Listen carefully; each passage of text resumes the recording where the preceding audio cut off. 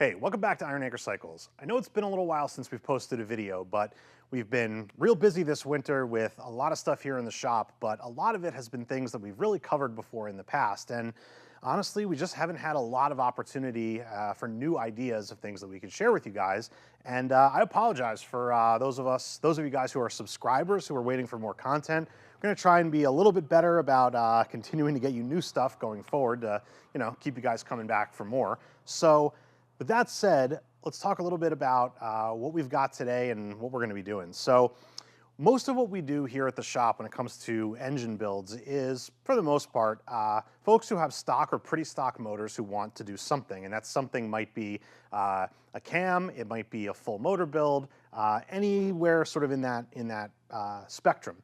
But less often, although occasionally, we get folks who already have some sort of motor work done and want to make it better and improve on it. And that's also something that we can certainly help with. And what we've got here today, and hopefully you saw in the title of the video, is we're going to take a Harley Screaming Eagle 131 and we're going to make it better. Now, the 131 is a great upgrade that Harley sells, either the crate motor or the, I guess, like stage 4 kit that the dealership can install. But because it is Screaming Eagle components, it still leaves something to be desired, and there are definitely upgrades that can be made. The most important of which is the cam. So basically, if you look at M8s either in a stock configuration or the Screaming Eagle torque or horsepower cams, and then the cams they install for big bore kits, 131s, all that, they are milder, less aggressive cams than what is available in the aftermarket. And honestly, Harley just doesn't put quite as much R&D into their performance cams as the aftermarket does. And there's a good reason for that. There's nothing wrong with what Harley's doing. It's just that their main business is building and selling OE motorcycles. So the amount of time spent focused on the performance upgrades is probably less than companies who that is 100% of what they do. So there are definitely ways to improve these 131s. They make a lot of power right out of the box. If you get a 131, and they're probably going to tune it with a Screaming Eagle tuner, which isn't great, and there's certainly more to unlock by just putting a dyno tune on it with a proper non-EPA compliant tune.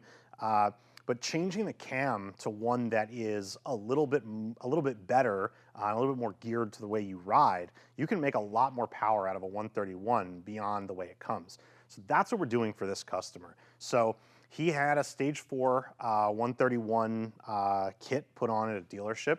He was with us shortly after that, and we retuned it for him, and we picked up a lot for him, coming from what the dealership did with the Screaming Eagle tuner, and then us with a proper dyno tune. We had some pretty big gains. Now the customer's back because he wants to get some more out of it, and so we're going to be changing out that Harley cam, and we're going to be putting in a better one, and we'll tell you what that is in a little bit.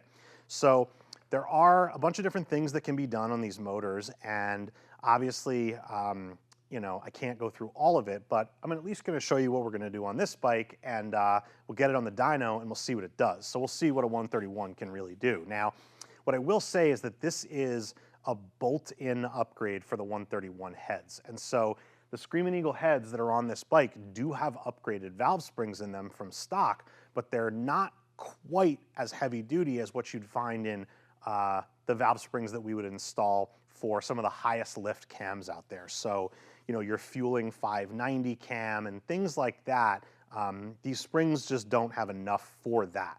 But we're going to put the biggest, most appropriate cam for this configuration in this bike that we can without taking the customer's heads off and replacing the valve springs, which he just didn't want to spend the money to do at this point. So we are going to get more power out of it, and it's really just going to be a swap of the cam. Now, when I say it's just going to be a swap of the cam, it's actually going to be a little bit more than that, and when we walk over to the bike and I show you where we're at, I'll kind of tell you what surprised me and what sort of changed from the initial plan. But we're underway, and I'll move out of the way a little bit so you can see here. I kind of skipped all the disassembly, and to be honest, it's not that I did that intentionally. I just kind of did all this and then realized, hey, let's make a video. So we've taken everything apart. The only sort of install we've done is the cam bearing has already been changed in here, but we've already gone ahead and removed everything that needs to be removed, and we're gonna continue on with the installation. So I'm gonna get set up to do that, and then we'll talk about what we're installing and why, and what the upgrades are specifically that we're changing from what the dealership did with the Harley parts to what we're gonna be running in our case, and then we'll show you what it does on the dyno, and you'll be able to see for yourself, so stick around. All right, so here we are over at the bike, get a little closer look at what we've done so far, which like I said was primarily just disassembly, but then we also went ahead and just replaced the inner cam bearing already. Let's talk a little bit about what this bike has and what we're doing. Okay, so obviously we've taken everything out of the cam compartment and push rods are out too. So what we're left with here is 131 pistons and cylinders and the Screaming Eagle Stage 4 heads. Now we talked a little bit about the valve springs there and what the limitations are. So the cam we're going to be putting in is sort of the highest lift cam we can get that will still work with these valve springs without having to change them again. And we're going to sort of work our way down here. Now, I was a little bit surprised when I opened this motor up, and you can't see what I saw because the stuff is missing, but I just sort of assumed that if a dealership was going to be installing a Screaming Eagle Stage 4 kit, that would involve a Screaming Eagle oil pump and cam plate. Well, much to my surprise, those parts were not in here. This bike was still equipped with the original OE oil pump and cam plate, which, because this is a 2020 bike, it's the upgraded, fixed, proper working design, but still, you really are going to want an upgraded oiling system for a motor with this much displacement and making this much power. It just seems a pretty short-sighted thing to me not to package those things together and say, if you're doing all this up here, you really have to be secure down here in the bottom end, which is how we do things. So while the customer was not originally planning on installing an SNS oil pump and cam plate, because we thought there was a Screaming Eagle one in there, that's what we're doing now. So we grabbed a set of those off the shelf, and we knew we were going to have to do a set of SNS lifter guides because dealerships almost never install those, and wasn't sure if there were going to be Screaming Eagle lifters in here or something like that, but still OE lifters, so we're putting SNS lifters in there as well, along with, of course, SNS adjustable push rods. So all of those parts are going to go in here, and this is, you know, more or less the same as any other cam install that you do on an M8. The fact that there happens to be a 131 motor up here is a little sort of insignificant from the sort of basic install perspective. So that's sort of where we are here. Let's go over to the parts bench and take a look at what we've got to go in, kind of show you how all that goes together, and then we'll come over here and put it in. All right, so we've got most of the parts we need for the install laid out here, and I took the liberty before we turned the camera on of unboxing, taking everything apart, and cleaning everything. Now, sort of starting over here, our push rods are already put together. These are the new Quickie push rods from SNS, along with the new push rod tubes that we've assembled already. And these do use one component out of the bike, which is the spring, but you'll get a new, all the black components, obviously, new O-ring, and then the washer to protect the O-ring from the spring. That's all new. So these get reassembled, and we sort of have these set aside here for when we get to the end and we're ready to put the push rods in. So that stuff is assembled and ready to go. Over here, we've got some of the new stuff. So first thing worth talking about is, I'm sure there's curiosity, what's the camera running? So this is a T-Man 2652. Yep, T-Man 2652. This is an awesome, awesome cam that T-Man makes. We've installed these in a bunch of baggers. We use it in conjunction with their 130 kit a lot. They do have bigger ones, and like I said, when we're doing their heads with the, you know, super heavy valve springs in them, you can go bigger and you can get some more horsepower out of the bike. But even with the heavier springs, a lot of times this really is the recommended cam because it is just so good on torque. So you might sacrifice just a hair at the top end in terms of that, you know, peak horsepower number, but the torque curve is just early and huge, and particularly for a bagger, 2652 is just an awesome, awesome cam. No sacrifice in terms of highway riding. It's a touring cam for sure, but it makes big torque and it makes it early. So 2652 is a killer choice, and particularly on this big, heavy, ultra limited that's sitting here, even better.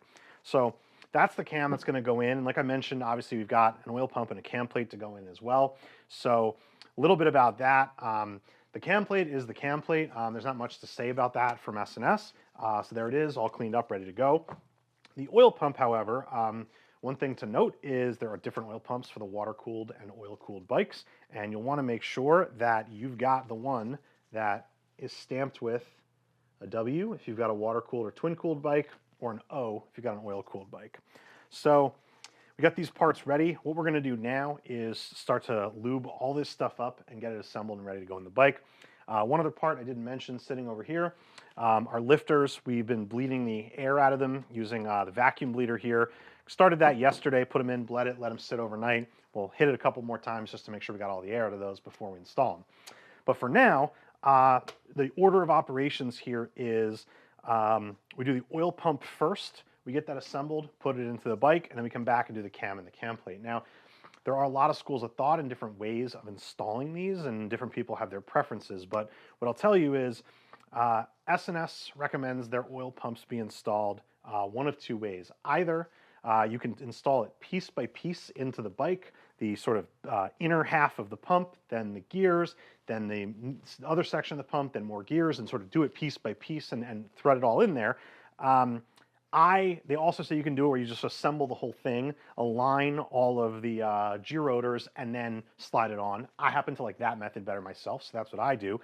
The other perhaps controversial thing is what do you do with the O-ring that goes, sorry, I'm on the wrong side of the pump, the O-ring that goes here for your scavenge port. Now, S&S's instructions will tell you that the O-ring goes in the case and then the pump goes in with this O-ring not on here. When you install a fueling setup, they'll actually tell you to do the opposite, where they'll tell you to put the O-ring on here and then slide that on into the case. Now, ignoring sort of, who you think is right and who you think is wrong, remember that these are not the same part. I mean, they're similar, but each manufacturer has designed their part however they've designed it. And for me, I don't do it the same way every time. If I'm installing a fueling oil pump, I put the O-ring on the pump the way they want you to do it. If I'm installing an S&S oil pump, I put the O-ring in the case the way they want you to do it. And I think it has something to do with the way that this scavenge port is shaped. If you can see, maybe if I zoom in here, the S&S oil pump has a slight tapering on the outside of this pickup that's going to allow it to slide into that O-ring. The fueling pump, I'm guessing, probably does not have that, but we'd have to look to make sure. So that's that. The other thing I'll mention too is fueling and S&S's instructions differ also in that fueling is having you attach the oil pump loosely to the cam plate and install the whole thing together. This way, the S&S way is oil pump first, then the cam plate goes on. That's the way I prefer. So just wanted to throw all that out there because I'm sure there'll be some comments about, you should do it this way or that way or whatever else. Just kind of throwing it out there. I'm aware of all the different schools of thought. We just do it the way we do it and it works well for us. So that's up to you. So what I'm going to do now is going to start to get all this stuff lubricated and assembled, and we will kind of cut back and go put it in the bike. Maybe I'll just, we'll do a little zoom in and I'll show you guys how this goes together. Maybe no narration, we'll just kind of go through it. Basically put it together the same way it came apart and keep everything oriented the way that it was. Not that hard. Okay, so let's go.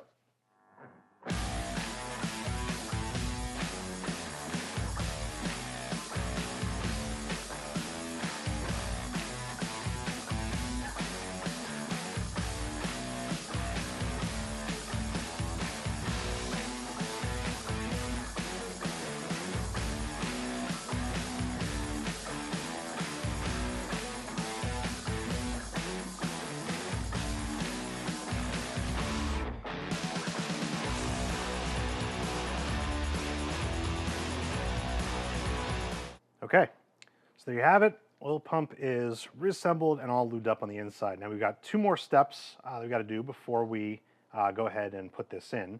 One is we've got to put the seal on the back here. And so we've got that right here. And I just like to put a little bit of grease, usually kind of what's on my fingers, just to get that to kind of seat in there nicely, kind of lubricate both sides of it. You can use regular assembly lube. We also have assembly grease that we use. I like this stuff a lot. So we're going to put this on. And then obviously there's the O-ring, but we're going to put that into the case like I mentioned. So oil pump is now just about ready to go. We just got to line up our G-rotors inside and get it put in. So We'll take it over to the bike, we'll line it up, we'll put it on, and then we'll come back here and we'll get the cam itself and the cam plate ready to go. Okay, so we're back over at the bike and we just got a couple of steps we got to do before we put this oil pump in. Like I mentioned, cam bearing is already done. But what I'm going to do right now is lubricate that. One, so we don't forget, and two, just because it's a little easier to kind of get your hand in there when the cam chest is completely empty. So we're just going to take some assembly lube and we're just going to work it into the rollers of that bearing.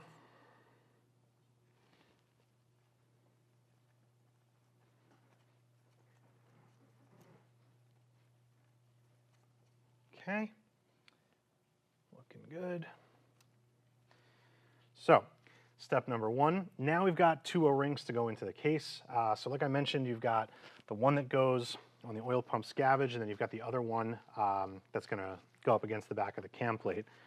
We've already done this, but I'm just gonna wipe off a little residual oil that's kind of sitting in that scavenge port. Grab that too. And now I'm gonna take the O-ring for the scavenge port. We're going to put some assembly lube on that. Make it good and juicy so it all slides together nicely. And sorry, this is a little hard to do from this side as a righty, but I'm just going to come in here and seat that O-ring nicely into its groove there. So that's number one. And then the second one, some assembly lube on that one. And we're going to pop that in here. Okay. Now you can wait to put this one on. You obviously want to make sure that it doesn't fall off, while you're sitting here working on the oil pump. I'm going to put it on now and we'll just keep an eye on it to make sure it doesn't pop out of there before we get the cam plate in. So next is we are going to put some assembly lube on pinion shaft and spread that around.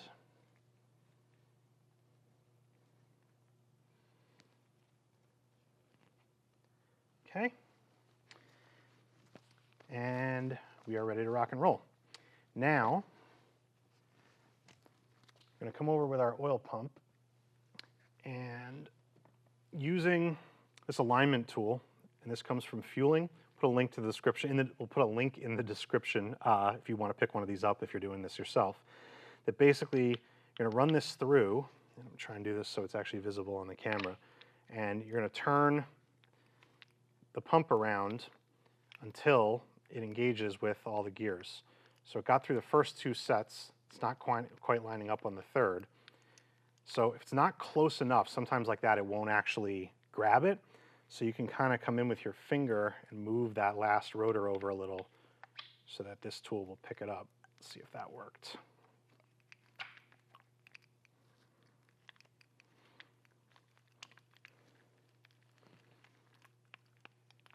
Not quite.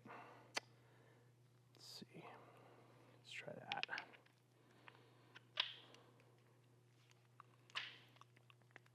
There we go. All right. So now the tool is slid all the way in. You can see it's sticking out the back here. So now all the rotors are turning together. So what we want to do is line this up. So we've got our flat on our pinion shaft pointing up. We are going to put some assembly lube on here. I haven't forgotten about that. Just waiting a second.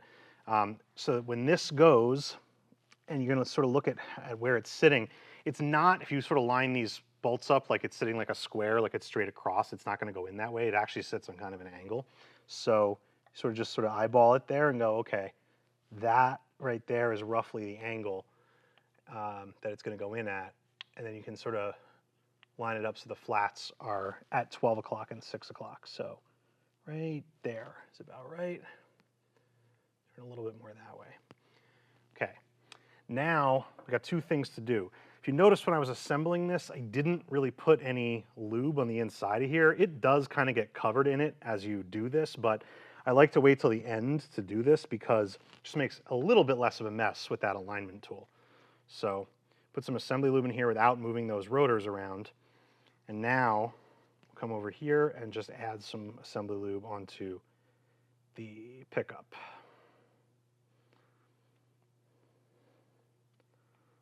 Okay. Now, this should go in, and if it does, great. If it doesn't quite line up, no problem. That might even be an opportunity for me to kind of show you how you get it to walk in if it doesn't line up perfectly. So, sorry, it's a little difficult with the camera here, but I'm going to do my best to let you see this and let me be able to see what I'm doing.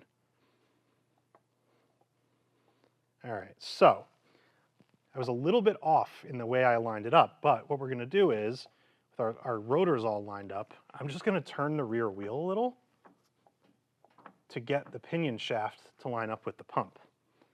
Now, the pump just slides in, and once we've got it more or less there in place, you're going to come here and you're going to want to push right on this bottom part to make sure it seats into that O-ring nicely.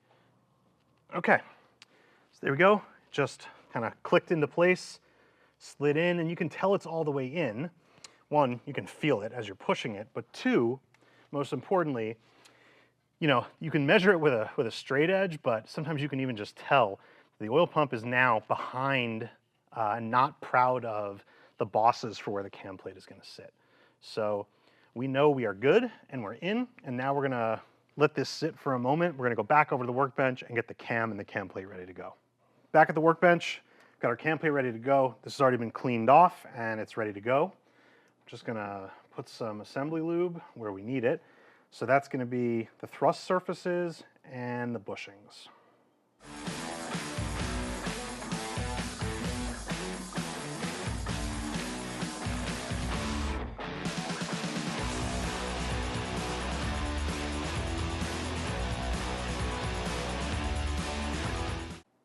Okay, so cam's ready to go along with the oil pump. Now, holding one of these M8 cams just out by its tip like this can be a little bit like the trying to pull the gold bar through the little hole at the carnival game.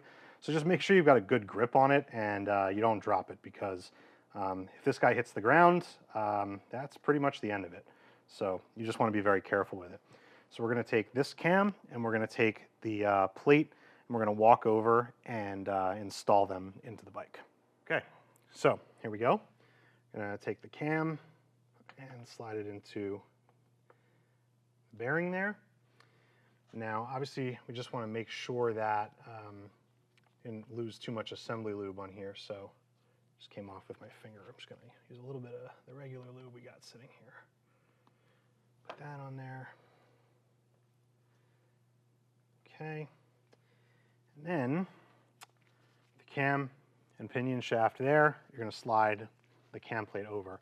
Obviously, we just want to note that that O-ring is still there. It didn't fall down or anything like that. So we are ready to slide this on. Okay. And now, there we go. Just got to get it nice and lined up. Sort of move the cam around a little to get it lined up in there. And if you can't get a good hold of the cam, one thing I can show you is, where's my hardware?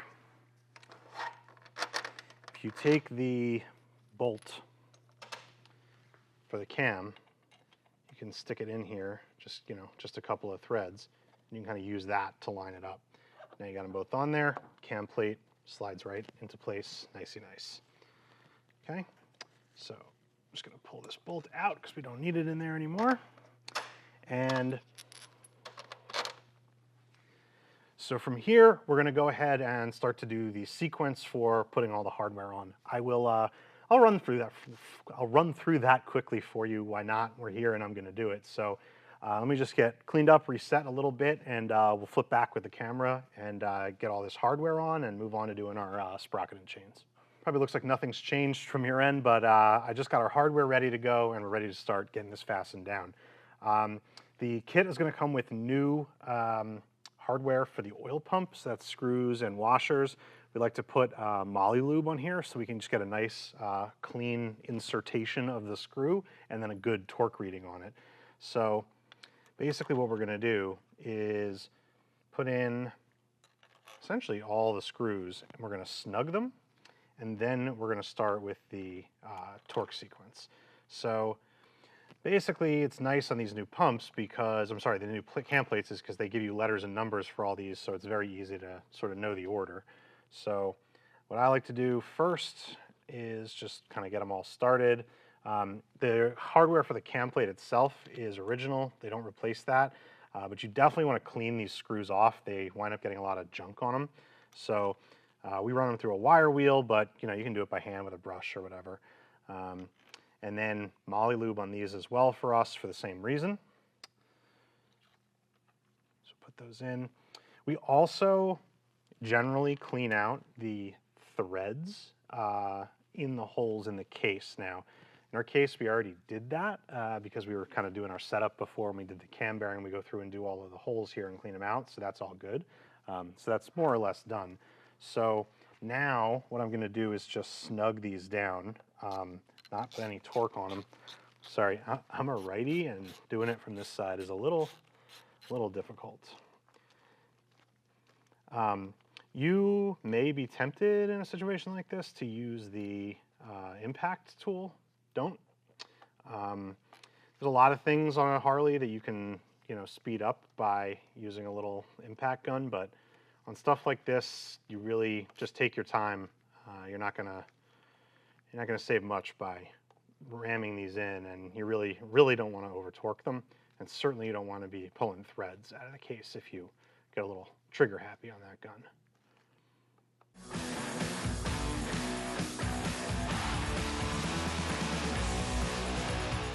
So now from here, what we're going to do is we're going to start to get the cam plate tightened down. Now, if conventional wisdom and the instructions, it's the oil pump alignment that's most important here, and I guess that's probably true. But tip we got actually from TR over at T-Man was if you actually turn your pinion shaft while you snug and then tighten your cam plate, there is a little bit of play in that too, and you can make sure you get that nice and centered as well, which is nice. So we're going to turn the rear wheel here, and fortunately I've got some help for this part. So you can see the pinion shaft start to move around. And as he does that, what I'm going to do is just give these a little bit more of a snug.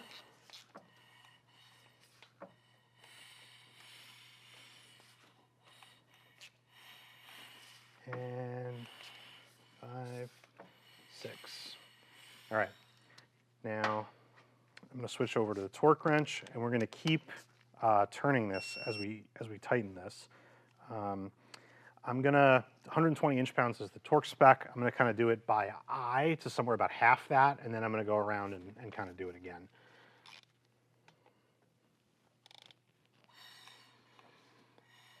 So when he does that, we're at about 67 there,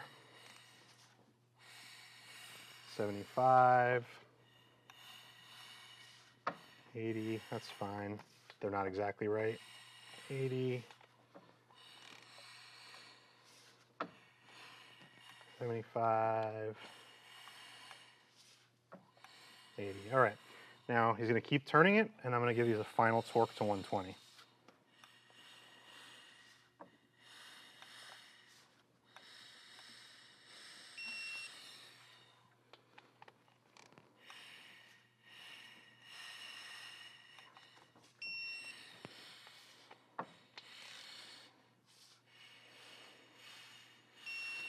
All right, it's probably in place by now. Don't have to turn it anymore. And we'll just finish tightening these down.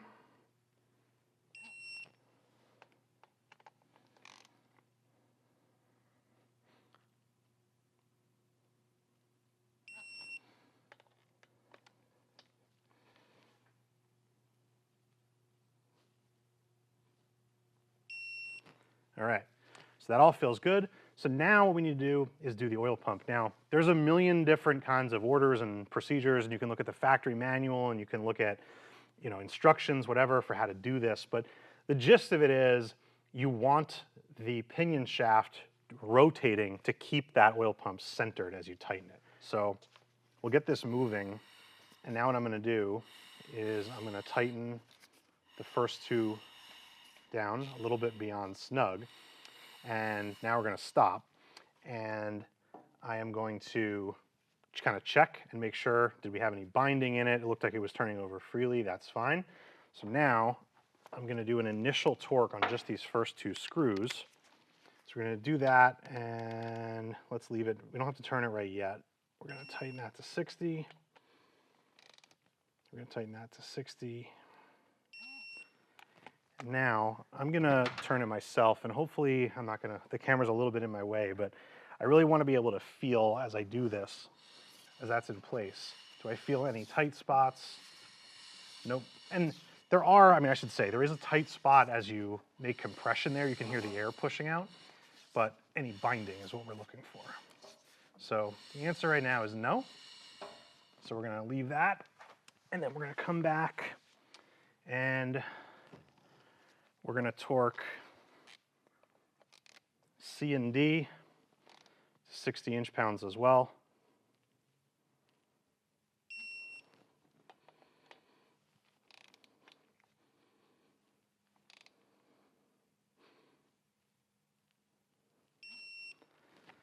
Okay, I'm gonna give it one more turn.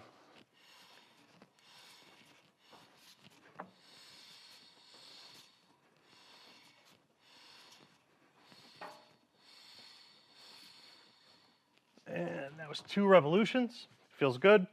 Now I'm gonna do final torque on these. And in order, tighten these down.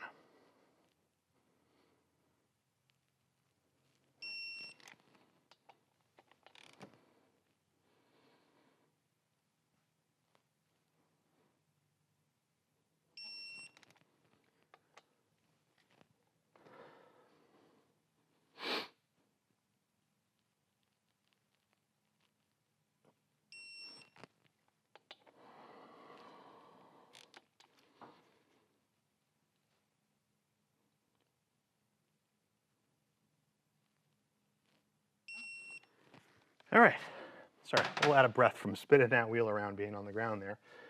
So that's done. The last and final step is, before we start putting the chains and stuff on, is we're gonna spin it around again and make sure now that everything is tight and in, that we've got no binding, no nothing, and everything feels good.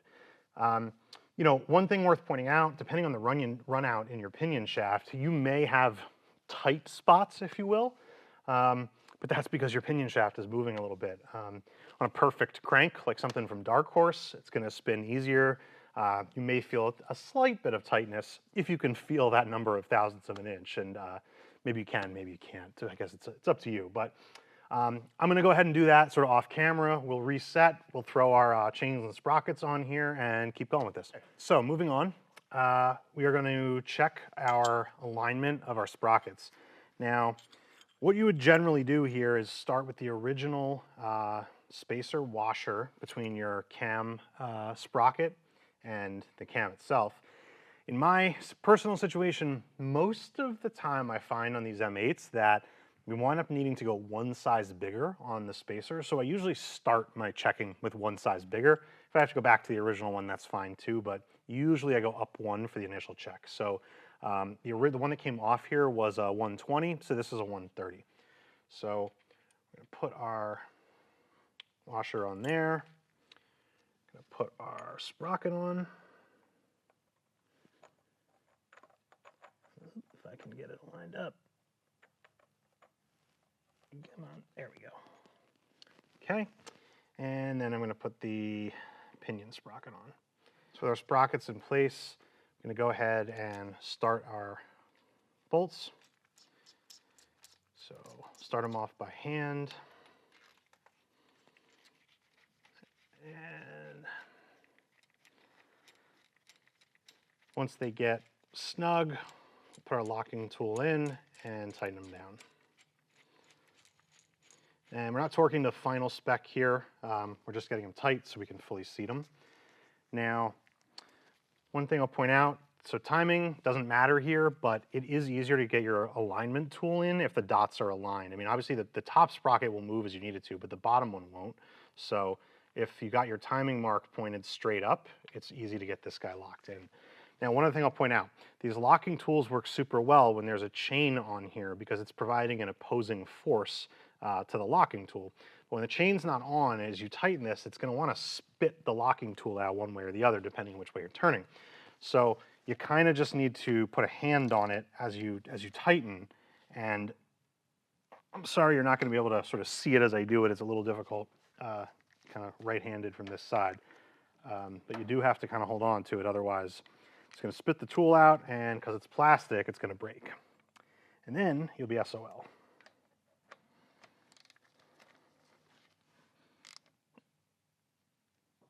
Okay. Okay, pull that guy out.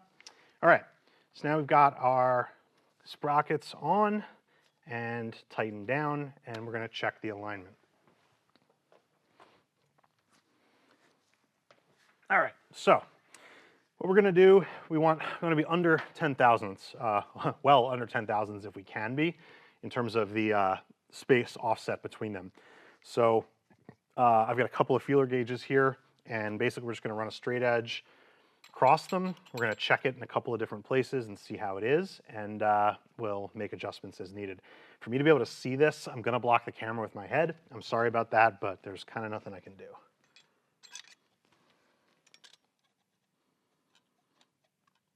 Okay, so our cam sprocket is further out than the pinion sprocket, which is fine. It's just a matter of the difference in the offset. Probably it was inside of it on that earlier spacer, but I think we probably made an improvement here because it's not even close to 10 thousandths here. So my guess is it was probably a little far off the other way. It might not have even been correct.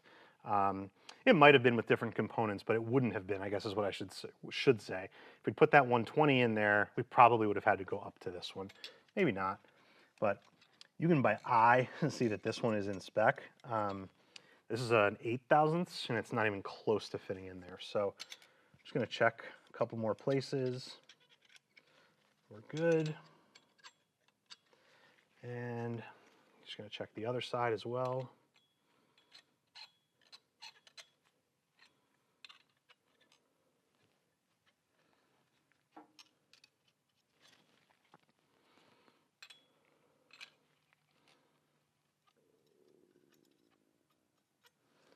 And we are good. Okay, so I guessed right with going up by one. Unfortunately, you're guessing correctly doesn't really save you anything because this stuff still has to come apart to get the chain on. So I'm gonna quickly undo this. I'm gonna pause the camera. We'll come back. You don't need to see me undo it and redo it all. We'll come back when we're ready to do the final install in 1 second. Boom. See, that was easy. So now we got everything off. We're gonna put it all back on for the final time. So now what we want to do is make sure that we've got a nice assembly lube everywhere it needs to be. So I'm going to start with the thrust surface here and the pinion shaft down here. There's already kind of plenty down there, but that's all right. And then we've got the thrust washer that we confirmed is the right size. I'm going to put some assembly lube on both faces of this. Okay, and that's ready to go. Now, what's next? We are going to get the chain and sprockets set up. Setting the timing on the gears, a big deal gets made of this and people screw it up all the time. I'm not exactly sure why, because it is not hard. You're gonna take your chain, you wanna make sure that you have it in the same orientation inside-outside as when you took it off. If you're unfamiliar with keeping track of it, you can put a little mark on the outside when it's on, and then you'll know that that mark had to be on the outside, otherwise you wouldn't have been able to make it. For us, we just leave it all together and we don't change it, and we know this is the outside. So we're going to start off by putting the cam sprocket in the chain. All right, now find your timing mark. Ours happened to be down right there. If it wasn't, you just spin it around until you find it. Get that timing mark pointed down. Now, you're going to take your pinion sprocket and you're just going to drop it in the chain with the timing mark aligned. So right there, I'm off by a tooth. So we're just going to move over a little bit and drop it back in, and now we're aligned. That's as hard as it is. You don't need to be trying to wedge these things in together, and I don't know what people do, but timing marks are clearly aligned. Don't undo this and you'll be fine. Now, in terms of getting the the cam and the pinion to line up. Again, this is not difficult. This doesn't move, this does. And by the way, your pinion shaft being at 12 o'clock doesn't even really matter. It's gonna be at 12 o'clock because that's where it is when these dots are aligned.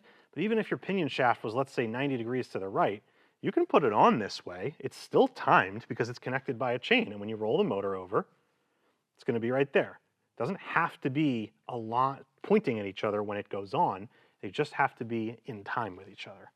So we're gonna start by getting our cam roughly in the right position, looking at the notches, and then we're going to start, because the cam sticks out a little further, start by getting it just started onto there, align, and slide it on.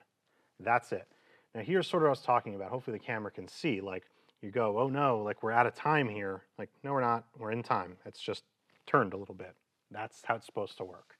All right, so we've got our chain on, we've got our sprockets on. Now it's time to put our hardware back on.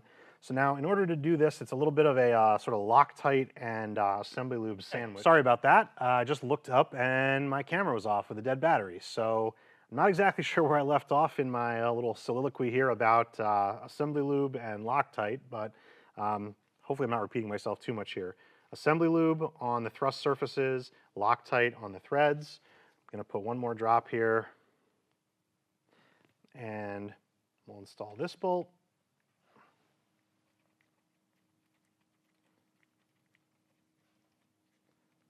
Okay, get that started, and then we're going to do the same on the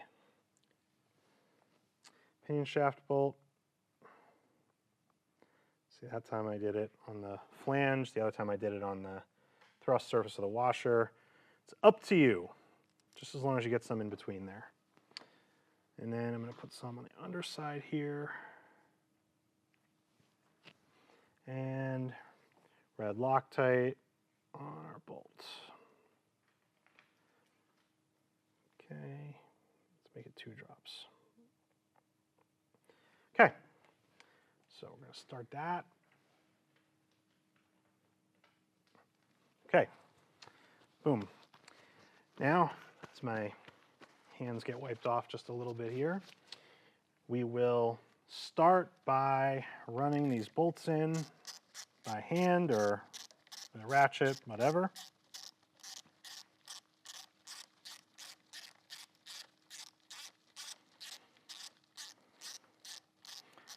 Okay, there's one. And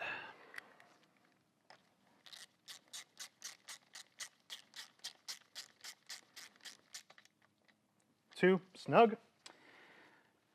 All right, now we're gonna just mess with our wheel a little bit here to get these marks right in line with each other so we can get the locking tool in. There we go. And if I can find the locking tool, it's right here. Cool. Now we're gonna go ahead and we're gonna do final torque on each of these 2 bolts. So our top one is gonna be 34 foot-pounds and our bottom one is gonna be 24 foot-pounds.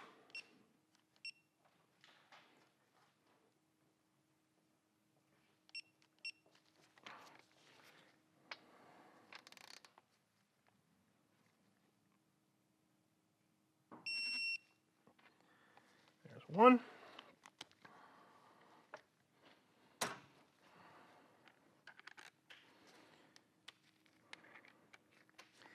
And we'll bring the torque wrench down to 24. And there's 2. Okay, sprockets, chains on. We are well on our way.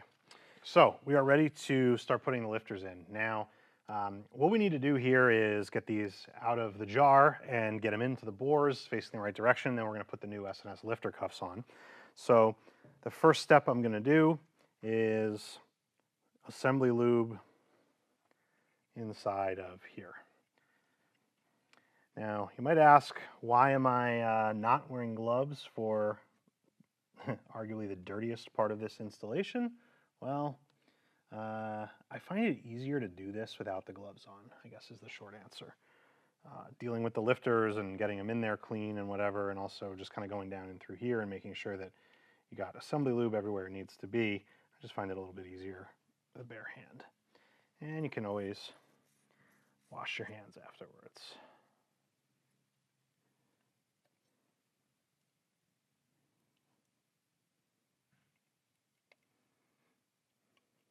Okay, so we got that. Just going to wipe off a little bit of the excess from up here, and everywhere else is fine. So now we're going to start to put the lifters in. Now, if you were reusing lifters, you would want to put them back where they came from. These are new, so we're just going to put each one wherever we want to put it.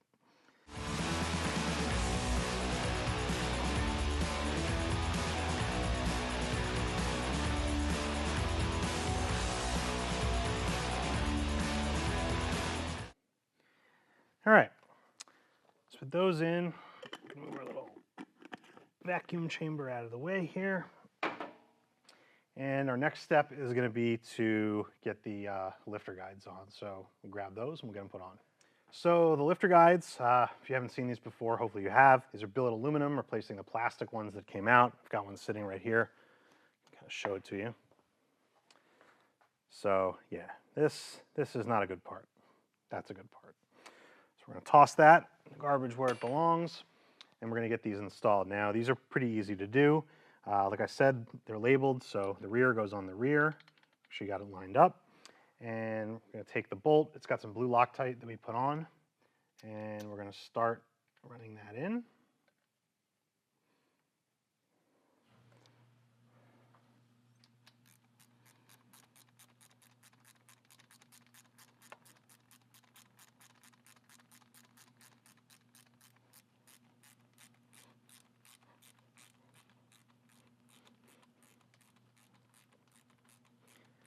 Okay, we have not snugged it yet. Hopefully you can, well, I'll move my mic in. I'm sure you can hear that play back and forth in there. Now to make sure this thing gets lined up correctly, we're going to take a 2/1000 feeler gauge and we're going to put it between the guide and one of the lifters so that we can center the guide around the lifters and they'll go up and down without binding. So what we want to do is, as we tighten it, we're going to have it in there. So I'll just get my little wrench put right there, and I'm going to slide this right in here. Oop. Okay, and snug that down. And now we are going to have to test this to make sure it's good, but I like to put the torque on it before you test it. Otherwise, you're going to wind up testing it again just to make sure. So put our feeler gauge back in. Oop.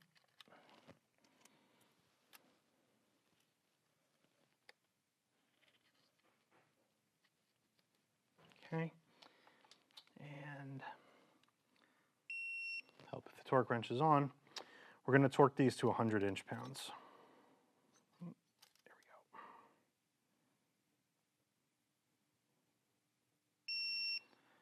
All right, so now what we want to do is we're going to turn the motor over, and we want to see that both of these lifters rise and fall and they don't get hung up in the guide. So we will do that by turning the rear wheel.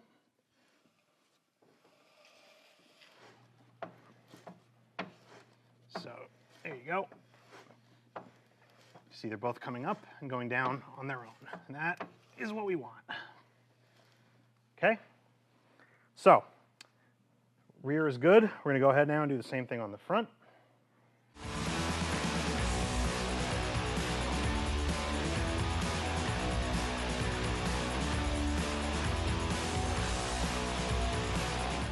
And we are golden. Okay, so now one last piece here. I'm just going to turn the motor back to where we had it with the timing marks aligned. And we can go ahead and put our lifter blocks on. Now, I don't think you need to see me just run 8 bolts in here, so I'll just tell you the guides come with new gaskets. Just take your lifter blocks, clean them off, gaskets on. They also come with new hardware with Loctite already on. So run them in, torque them down to 120 foot-pounds. So we'll check back in when we're done with that. We'll get to putting the push rods in and we'll get this motor fully assembled. Got our lifter covers, lifter blocks installed here. We've got the O-rings put in here and the O-rings put in up in the heads, ready to get these push rod and tube assemblies installed. So this is pretty straightforward procedure. Can confuse people a little bit probably, I guess. Put a little bit of assembly lube on there. We're going to start with the rear cylinder. You want the rear cylinder at top dead center on the compression stroke, or more to the point, you want the cam on the base circle for the rear cylinder so that your push rods will be adjusted not on the lobes of the cam, but on the flat, on the heel there at 0 essentially. So we've got that, and we're going to go ahead and start putting these rear push rods in. So with them fully collapsed, with a little bit of maneuvering, you can get that in there and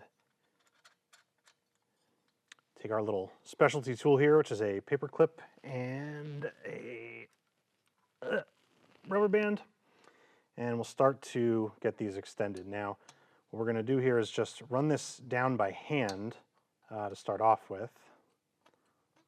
Just make sure you get it kind of in there, okay?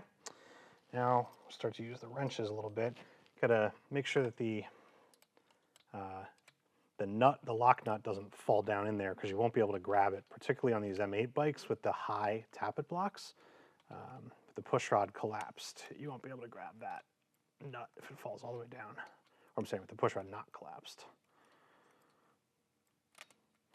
So just keep spinning.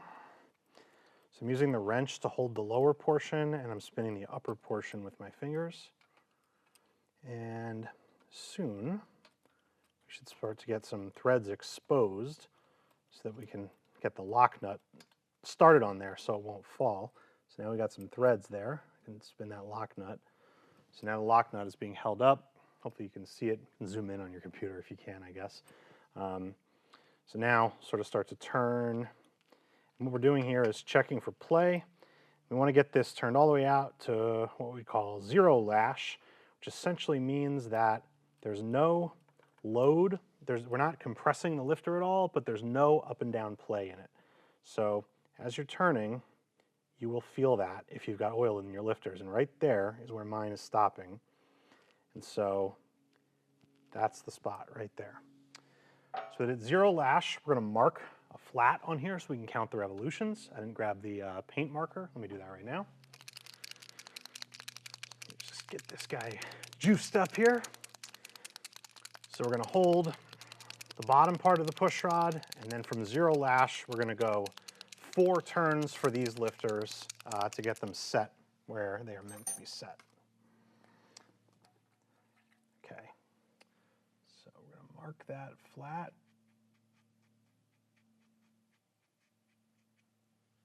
Okay. Now, if you're doing something a little bit more custom than this and you need to take measurements, there is a way to do that. I mean, what you can do is from 0 lash, you can sort of use your bottom nut as a guide, and you can measure how far you've extended the push rod, and you can confirm that with a caliper if you can get it in there, or like a little feeler if you got one in the right size. For us, I mean, we know we want to be at about 120 thousandths roughly, so on these lifters, so we know how many turns that is, and that's what S&S recommends. It's correct. We're not going to verify it with a caliper on this one just because we've done it so many times with this combo. We know we're in the right spot. So I will grab our wrench here, and we will hold the bottom, and we'll turn the top.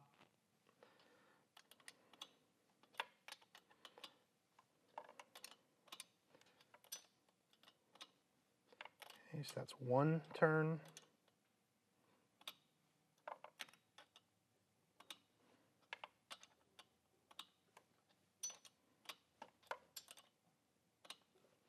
That's 2.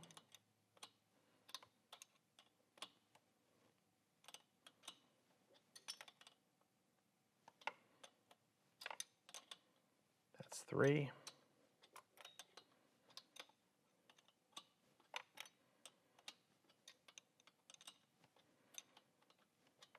and 4. Okay, so we're set at 4 turns now. We'll run the lock nut up, and using 2 7/16 wrenches now, along with the 1/4 inch wrench, we will tighten that jam nut down. There we go. And lock that nut down. Okay. All right. So push rod is locked. In this case, it is freely spinning, which means that the lifter did push down rather than the valve opening. But even still, you're going to want to follow the manufacturer instructions and wait between when you can do these two together. And before you turn the motor over, you're going to want to wait at least 20 minutes before you come and do the other one. So I'm going to continue with doing this rear one. I'm going to wait the time, and I'm going to come back and do these. And maybe we'll check in as we sort of finish it up. But it's the exact same procedure 3 more times. I think this video is probably getting long. You don't need to see me do it 3 more times. That's how it goes. Just do that 3 more times, and we'll come right back. Okay, so just like that, we've got it back together. So we've got push rods all finished now. Went ahead and did those last 3 after I did that first one. Got the cam cover back on. We've got it filled with oil. We're just about ready to keep moving here. I'm going to, and again, off camera because we don't need to see it, I'm going to get this exhaust reinstalled as well as the air cleaner. And then our last step is going to be, we're going to pull the tank and we're just going to get a look at the injectors. So I'm pretty sure that probably what this bike has is at best Screaming Eagle 5.5 injectors. We're going to go to a set of HPI 6.2 injectors. Definitely want that extra capacity for what we're doing here. So let's, I'll do the little easy stuff and we'll jump back in. I'll show you doing the injectors. I don't think we've shown that before specifically, so might as well give you that sense. And also it's probably something you're gonna need to do if you wanna upgrade your Screaming Eagle 131. So we'll get this stuff put back on and we'll take a look at what we got going on under the tank. All right, so my apologies here, but unfortunately we had a little camera malfunction with a battery that was not working and I didn't notice. And we just got done changing the injectors. So I'm sorry I did not capture that on camera. We'll try to do maybe another video down the road and show that. But we got everything else back on. The bike is ready to go. The injector change is really not that big a deal. You just gotta get access to the screws holding the fuel rail in, pull that out, change the injectors and lubricate them, stick them back in and put it back together. So like I said, apologies, but unfortunately that was unavoidable, I guess. So everything is now back together. The only thing left is we got to put this air filter back on. But before we kind of get everything done, we got a few little things we need to do. We've got oil in the bike already. We still need to turn the motor over and crank it to build up some oil pressure before we start it. And we got to get spark plugs put back in. And we got to get obviously the tank put back on. So I'm going to just take care of all that now real quick. And I'll meet you guys in the dyno room and let's see what this bike's going to do, because I think the whole point here is to see what the upgrades on this 131 really do. So stay tuned. So here's the bike back on the floor all together and ready for the customer. And I think this is the point I think we're all waiting for, which is to find out what exactly we got out of this and where we still have opportunity for improvement. And we'll talk about all of that. So I've got the results here in my hand. I'm going to throw it up on the screen for you so you all can see what I'm talking about and I can get the numbers right while I tell you about it. So here we go, up on the screen. So what we're looking at here is 2 different runs. The first one is where we ended up, and we ended up at a horsepower number of just over 129 horsepower at just over 6,000 RPMs and 141 foot-pounds of torque at just under 3,500 RPMs. And the second set was the baseline we did on this, which was a dyno run with a proper tune in it with all the original Screaming Eagle components. So that was 123 on the horsepower and 133 on the torque. Now, a couple of things to note here. This kit that we did here, this cam from T-Man, the goal is to be getting low 140s for both horsepower and torque. So obviously you can see on the torque number, we're pretty close to where we want it to be. The horsepower is pretty far short. And although there are some big improvements that you can see in the bold lines over the thinner lines, which is the result versus where we started, the reason that we are roughly 10 horsepower or more off on the that horsepower number is the pipe that's on the bike. So This is a great example of not all parts are created equal, not all exhausts are the same, not all air cleaners are the same. This tab performance setup that's on this bike is really set up for a more mild motor. So this, I don't believe, is a stepped head pipe. It certainly doesn't have the flow needed to move the amount of air that this 131 stage 4 motor is doing. So while we've got a super well running motor, and we really, it runs awesome, it shifts great, I mean really everything about it is awesome, the numbers are a little soft because there still is a limiting factor on this motor, which is the pipe. So that's where we wind up, and you know, we're going to show it to the customer, we'll see what he has to say, and hopefully what he'll want to do is say, yep, let's put a better pipe on here, let's run it again and see where we get. And I can almost guarantee that these numbers will be tremendously better based on the parts that we've got in this motor and the injectors we put in. It's got a throttle body on it. The pipe is definitely the thing that's got to go. So like I said, really nice improvement over what it was. Still something left to be desired there. So hopefully we'll be seeing this bike again to do a little bit more on it if the customer wants to go that route. So hopefully that was informative for you. You got to see a little bit about kind of upgrading that motor, and hopefully we'll be back soon with some more videos for you. Until then, take it easy. We'll see you next time.